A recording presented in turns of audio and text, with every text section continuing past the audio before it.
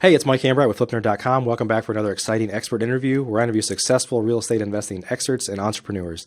Today, I'm joined by my friend Kathy Fettke. She's an active real estate investor, a coach, a realtor, a former mortgage broker, and a number of other things. But Kathy specializes in helping others build up rental portfolios to generate passive income and build wealth. She's also a fellow podcaster through her show, The Real Wealth Show. And today, she is joining us to talk about how to retire rich with rentals. Sounds good, so stay tuned. Before we get started with Kathy, though, let's take a moment to recognize our featured sponsors. RealtyMogul.com is an online marketplace for real estate investing, connecting borrowers and capital from accredited and institutional investors. Get a rehab loan fast and close in as little as 10 days with rates starting as low as 9%. For more information, call 888-296-1697. B2R Finance makes loans tailored specifically for rental investors. They can help you unlock equity from existing properties so you can get cash to grow your rental portfolio. That's huge, and it opens up lots of opportunities previously not available to rental investors. Need a loan? Call 855-819-4412 or visit b2rfinance.com today. National Real Estate Insurance Group is the nation's leading provider of insurance to the residential real estate investor market. From individual properties to large-scale investors, National Real Estate Insurance Group is ready to serve you. We'd also like to thank Crestar Funding, Mid-Atlantic IRA, and Renters Warehouse. Please note, the views and opinions expressed by the individuals in this program do not necessarily reflect those of FlipNerd.com or any of its partners, advertisers, or affiliates. Please consult professionals before making any investment or tax decisions, as real estate investing can be risky. Hey, Kathy, welcome back to the show. Thank you. Yeah, great to see you as always. Good to be here. I'm glad my internet's working this time. Yeah.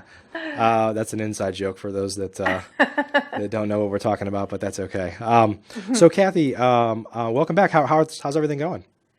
Well, kind of coming back to the inside joke, let's just make it public. My husband and I bought a house, and we should probably know better, but it turns out it had serious foundational issues. So we're kind of homeless right now. So I'm the real estate investor who's homeless, but That's funny. We've been actually, you own a bunch of houses, but you can't live in them, right? Can't live in them. Someone else does.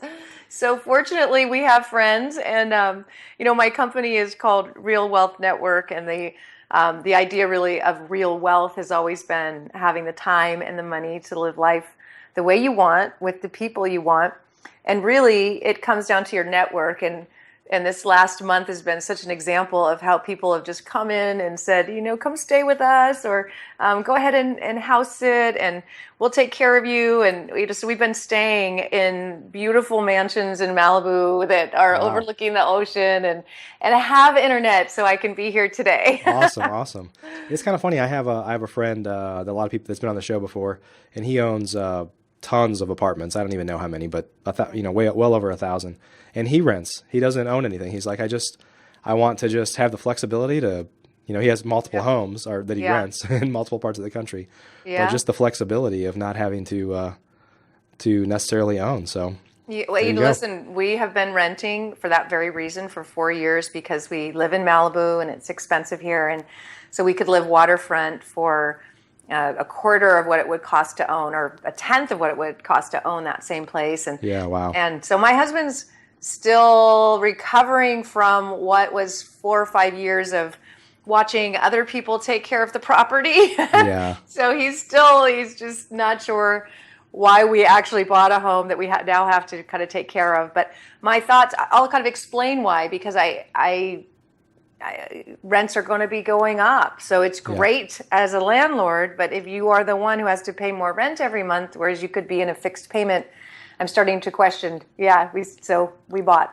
Yeah. And the truth is it's one thing to live in Malibu, but your property, you're not buying rental properties in Malibu. You're buying them in other parts of the country that are much better investments, if you will, right? That's like cash flow well and everything. Yes. If you bought a rental property in Malibu, you would have negative cash flow most likely. Although just at our last event, we do events every month, and somebody told me from LA, well, I have rental properties and they do cash flow in the Los Angeles area. And I said, well, how can that be? And he said, well, they don't have loans. And I said, okay, well, that's good if you have a $2 million property that sure as heck better cash flow without a loan. Yeah. But what I was trying, what I had to explain to him was, the amount of cash flow you're getting is so minimal compared to what you would get on $2 million worth of property elsewhere. Right. Basically, he'd have at least $20,000 a month. And still today, you can get those kind of returns, and I can guarantee you he's not getting that in Los Angeles. So, it can be very confusing, I think, sometimes for people to think that a property is cash flowing when they're not really looking at value of property versus income it can produce. Right. They're just looking at, well, it's not negative.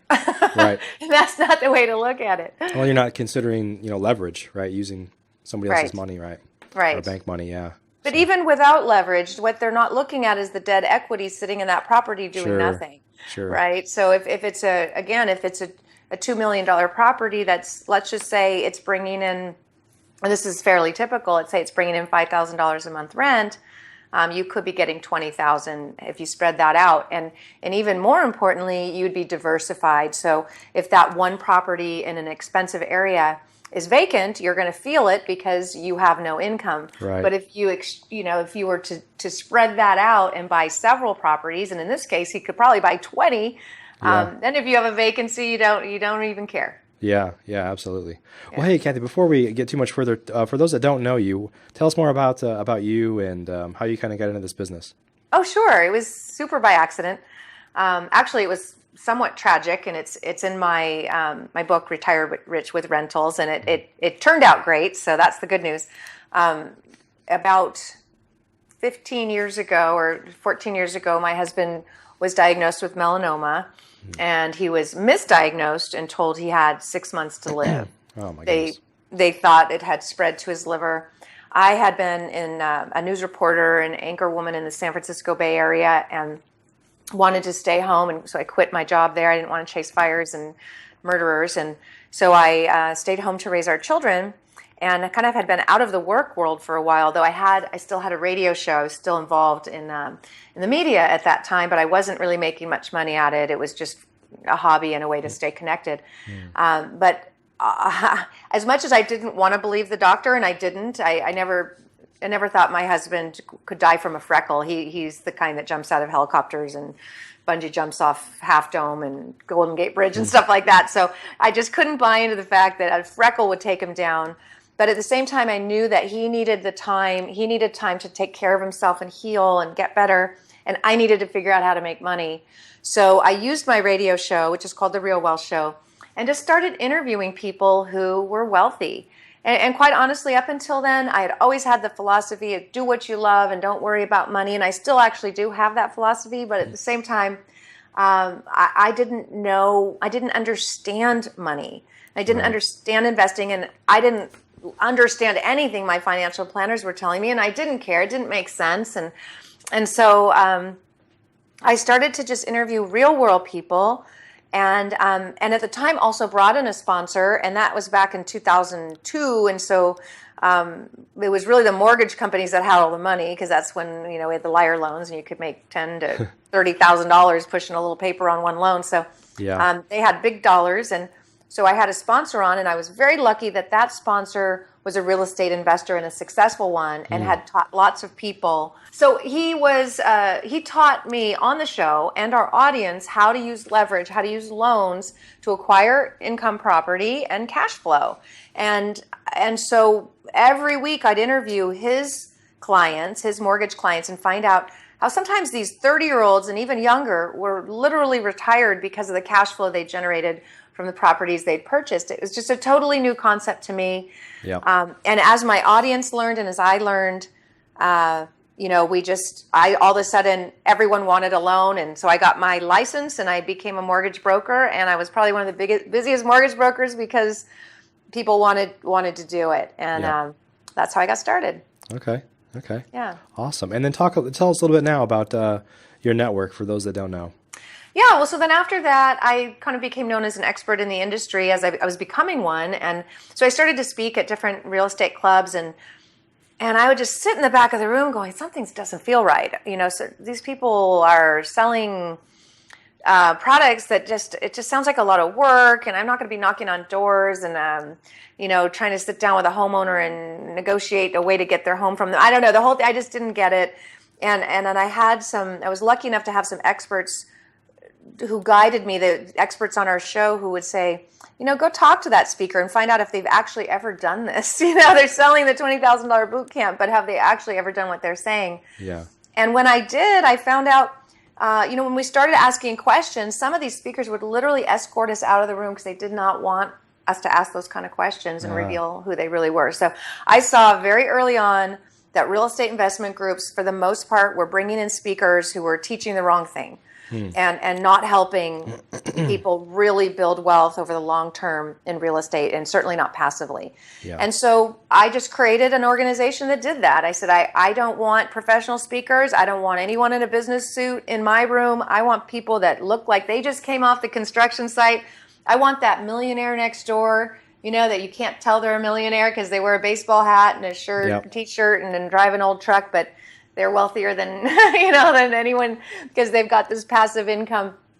And so we just started bringing in those kind of speakers, just like you, interviewing successful people, and that's how Real Wealth Network was started. And so now we have 16,000 members all around the world. I'm going to Australia tomorrow. I'm meeting with investors there who want to buy U.S. property because they see this incredible opportunity still. We were so many foreigners, and I still have to shake people here in the U.S. to see the opportunity. They can't see it; they're too close to it. But foreigners certainly can. Yeah, talk about that a little bit. Talk about how different it is here in the U.S. We kind of take it for granted, but how different it is to the people that, like in Australia, for example, even from California to invest in the Midwest, right? They just really can't see that opportunity because they're just so far in the weeds. Talk about that kind of phenomenon. Well, the biggest difference, and it comes back to my background and my foray into real estate, which was through the mortgage world. First and foremost, 30-year fixed mortgages don't exist anywhere else. We take them for granted here because we've always heard about them, but it makes zero financial sense to lend somebody money for 30 years at the same rate. Any smart bank would say that's crazy. Interest rates go up and down. There's inflation. It's not a good business plan. Wonderful for the borrower. So you just can't get it. And our Australian investors would do anything to be able to qualify for U.S. financing, but they can't. Yeah. And so first and foremost, get as many 30-year fixed rate mortgages as you possibly can, because right off the bat, you're going to make money as long as you buy the right property and have the right management in place. You are fixing your payment for 3 decades. Yeah. So stop and think about that for a minute. This is so important. I get super passionate because I just want to wake people up to this. Imagine 10 years from now, 15, 20 years from now, what that payment's going to feel like. Our government has created trillions of dollars out of thin air and poured it into the economy. This is money magic that has never been tested before. And when you throw that much money into an economy without working for it, just creating it, you've devalued the money that's already there. You've devalued the dollar. So our money, our paper money gets less valuable while hard assets become more valuable, right? Especially when there's not enough of them. And we have not built enough homes to keep up with demand. So not much supply of housing, but lots of demand and a diminishing value of a dollar. But you can get a 30-year fixed rate mortgage at under 5% and lock that in for 30 years while rents are going up every year. It's pretty incredible, yeah. And just to clarify for those that are listening, that you're talking about, typically you could get up to 10 loans through Fannie and Freddie to get conventional type financing for your first 10 houses, right? So once you get beyond that, it's a different game. But for that first 10 houses is what you're referring to, right? Absolutely. Yeah. And if you have a spouse that works and can qualify, I mean, the houses that we help investors get in, we want them under $150,000. Ideally, around 100,000 would be our goal right now. That's going to change. Prices are going up, and you're not going to find these deals much longer. But right now, you can. So a mortgage on that is going to be 80,000, and the payment's going to be maybe under $400 a month, and you can qualify for that. You know, if Yep. you're in a high-priced market, you might have a hard time qualifying for a $500,000 income property, and you might have a hard time making that payment if the property's vacant. But when you've got a $400 mortgage, you can probably qualify for that, and you only have to put about $20,000 down on the property. You can save for that, and make that payment. And so, again, coming back to the Australians, they would do anything to get U.S. financing. So that's first. Yeah. Second is there are huge taxes when you buy and sell real estate in other countries, in Australia for sure. They just can't believe the tax benefits that we get in the U.S. and that you don't pay massive taxes when you buy and sell. It's just not, they're shocked. So when they come here and they see that difference, and then again, the big one, especially for Australians, is that the price of their real estate is very similar to San Francisco and New York markets. And so they're not getting cash flow there. And when they see that they can come to a major world-class city like Chicago, the third largest city in the U.S., and you can still buy properties for under $150,000 just a few minutes outside of town. Yeah. They just can't believe it. It just doesn't exist there. And so again, we maybe have preconceived notions about some of the cities in the U.S. You might think Pittsburgh is still dirty, and you might think Cleveland is still toxic, the mistake on the lake, or you might think that there's nothing happening in Kansas or Missouri, and you got to follow the data and not follow the bad reputation of the past, Right. Really find out what's happening and where jobs are headed and what cities are redeveloping and how you can get in around all of that before the world finds out and take advantage. Yeah, that's great. Well, Kathy, let's talk about some of the principles that you teach people on how to retire rich. So Sure. I'll let you take it from here. Where do we kind of go? Where do we start? Well, I kind of went over a little bit. One is really understanding the use of leverage. So, if you buy a $100,000 house, and again, let's just throw out a city there. Let's just say Pittsburgh, and you're going to probably spend more like 50,000, but let's just say it's a $100,000 house in a city that is improving itself, that's investing in itself, and there's job growth and population growth. Okay, so. You get to put $20,000 in to acquire this investment that's worth $100,000. Now, you've borrowed the money to acquire this asset. You've borrowed 80% of what it takes to acquire that asset and still get monthly cash flow. So now you've got this money coming in every month that you could either put towards paying off the loan, or you could put aside to buy more real estate. That's up to you. Then in addition to that, you get tax benefits that are incredible that make the cash flow even better and bring down what you pay to the IRS. And then over time, you have this thing paid off that will keep paying you through your retirement. And even after you pass away, it can go to your kids where it's stepped up to market value. And they don't have to pay those capital gains taxes on it. So there's just the idea of buying an asset with somebody else's money, having somebody else pay off that money you borrowed, and you get a deal in the end. And so you put $20,000 into maybe buying this $100,000 property, and let's say it just went up a couple percent every year in value. You're getting, let's just say 2%. Okay, 2% of a $100,000 property is $2,000, right? I think we can all agree that property is going to probably go up in value 2%. It's been going up 6 to 9% or more, and it will certainly continue with inflation to increase in value. Now, if you put $20,000 into that property, but you're gaining $2,000 just in the appreciation because you're getting it on the whole asset, not just the money you put into it, that's a 10% return because $2,000, right? So the use of leverage is really what can accelerate your wealth building. Yep. I'm going to just keep going. I know I'm talking. Keep going, yeah. But we have a situation where there's a lot of baby boomers who are not ready to retire yet. They're at retirement age and they're kind of freaking out, and they should be. So one of the ways that I've been helping a lot of these baby boomers is showing them how they can accelerate their retirement portfolio through leverage. And one lady, we just got a beautiful testimonial from her on our website. It's really cool. And basically she said, we're in our 50s. My husband's a dentist. They're doing really well. They have like 6 kids, sending them all to college. So they're kind of in a place where they're not where they thought they'd be in their 50s, given how much money they've made over the years. We find ways to spend it, don't we? Yeah, absolutely. And so they went to their financial planner, and the financial planner said, well, based on your age in your 50s, we're going to put you in some very conservative, I don't know what it was, but annuities, I think.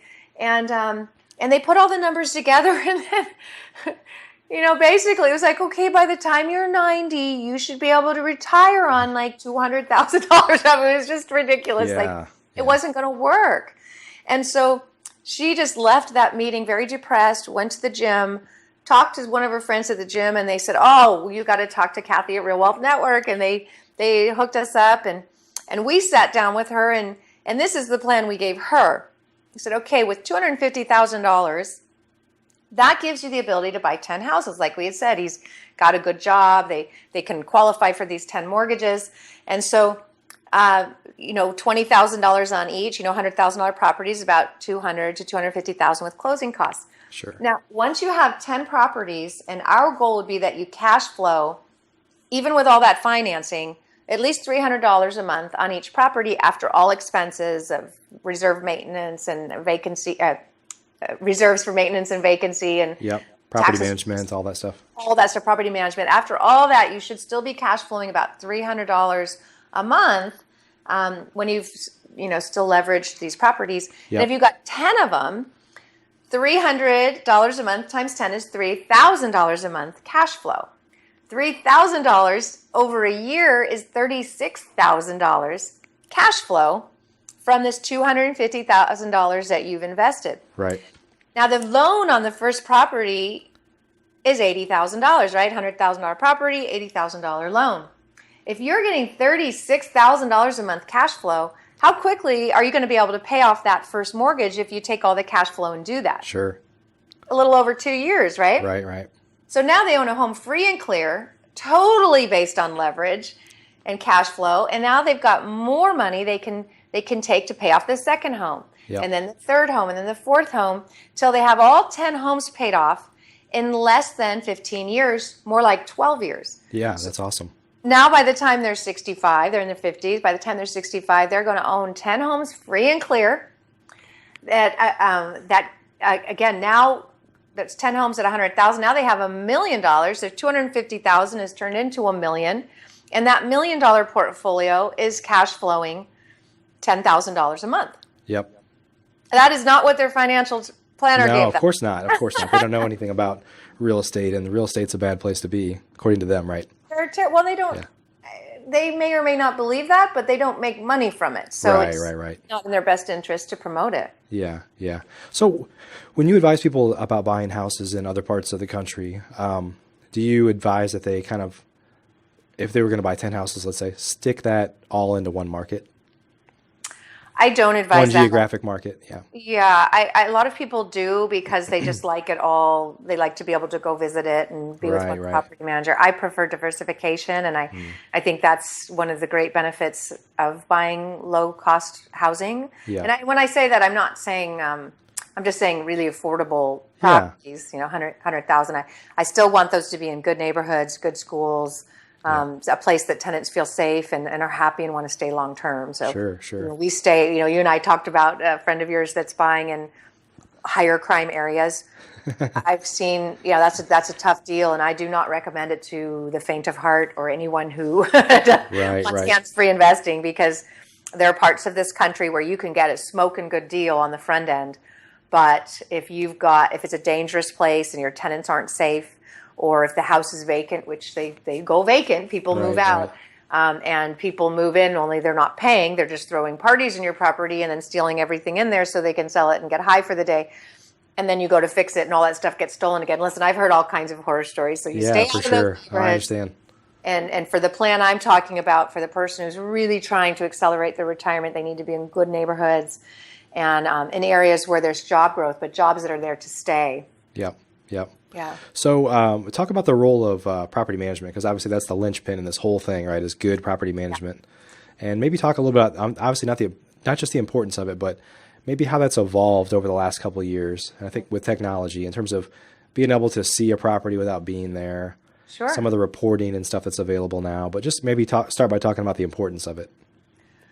Well, the importance of it is, the first thing that people say when they see my book cover, Retire Rich with Real Estate, is that sounds good. Everybody knows real estate's a winner, but there's very few people that either know how to do it or think it's too hard.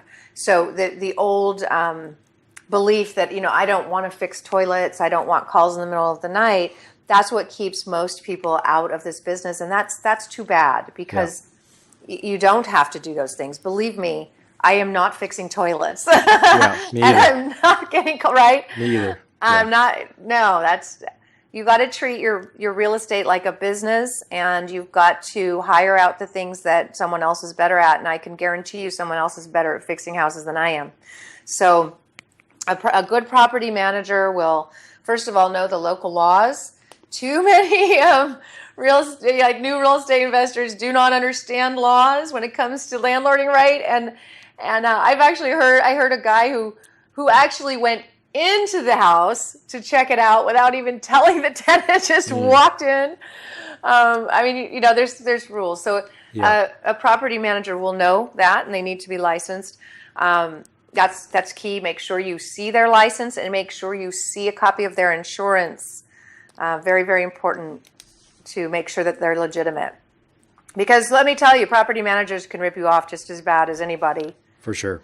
Yeah. And, we've seen all kinds of things. We've seen property managers charge for repairs that were never done. We've seen them, spend the security deposit because they didn't know how to manage their business and needed to pay payroll. So they would just borrow a little from this. Yeah, all kinds of things. So make sure they're licensed, because the chances of them doing that would be much slimmer.